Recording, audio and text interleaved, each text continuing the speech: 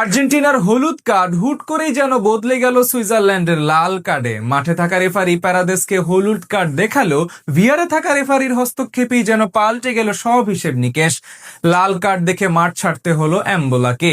আর্জেন্টিনাকে সুবিধা দিতে কি তবে এমন সিদ্ধান্ত নিল রেফারি, নাকি এর পেছনে রয়েছে নতুন কোনো নিয়ম?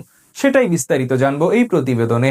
আর্জেন্টিনাকে সেমিফাইনালে ওঠাতেই যেন বন্দোবস্ত করে রেখেছিল ফিফা, তাই তো গোল খাবার পরই ইচ্ছা করেই লাল কার্ড দেখানো হলো সুইজারল্যান্ডের খেলোয়াড়কে। সোশ্যাল মিডিয়া জুড়ে এখন শুধু এই একটাই আলাপ ব্রাজিলিয়ান সমর্থকদের। ভিএআর এর সাহায্য নিয়ে এম্বোলাকে লাল কার্ড দেবার পর থেকেই শুরু হয়েছে ব্রাজিলিয়ান সমর্থকদের আহাজারি। অথচ নিয়ম না জেনেই অহেতুক তর্কে জড়ানোর দিকেই যেন তাদের বেশি মনোযোগ। পারাদেসকে দেওয়া হলুদ কার্ডের সিদ্ধান্তে কেন ভিএআর নেওয়া হলো, সেটাই এখন বড় প্রশ্ন ব্রাজিলিয়ান সমর্থকদের। মূলত চলতি বিশ্বকাপকে সামনে রেখে নতুন এক আইন প্রণয়ন করে ফিফা। মিস্টেকেন আইডেন্টিটি বা ভুল খেলোয়াড়কে সাজা দেওয়ার ঘটনা সংশোধনের সুযোগ এবার আরো বাড়িয়ে দেওয়া হয়।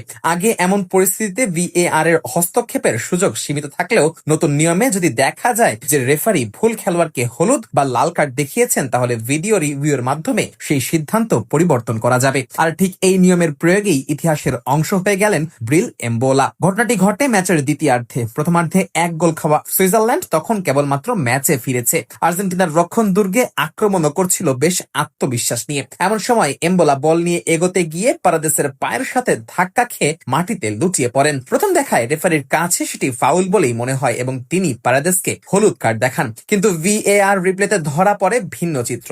দেখা যায় পারাদেসের ট্যাকেলের আগেই এম্বোলা ডাইভ দেওয়ার চেষ্টা করেছিলেন এবং পরে নিজেই পা বাড়িয়ে দিয়ে পারাদেসের পায়ের সাথে স্পর্শ করেন।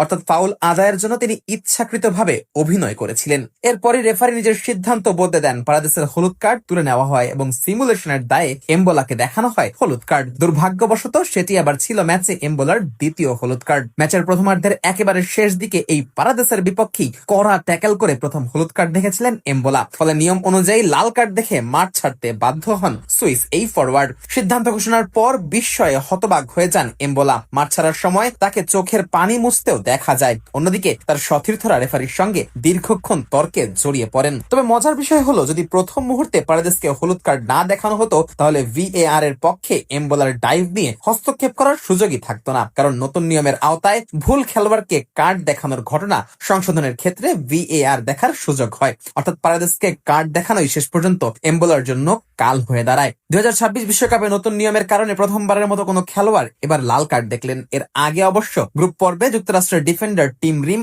একই নিয়মের সুবিধা পেয়েছিলেন। ভুলবশত তাকে দেখানো হলুদ কার্ড ভিএআর পর্যালোচনার পর বাতিল করা হয়েছিল। এদিকে 10 জনের দল নিয়েও আর্জেন্টিনার বিপক্ষে বেশ লড়াই করে সুইসরা। তবে স্কালোনির দলের ট্যাকটিক্সের সামনে শেষ পর্যন্ত আর টিকতে পারেনি। 112 মিনিটে আলভারেজ ও 121 মিনিটে লাউতারো মার্টিনেজের গোলে 3-1 গোলে জয় পায় আকাশী নীলরা।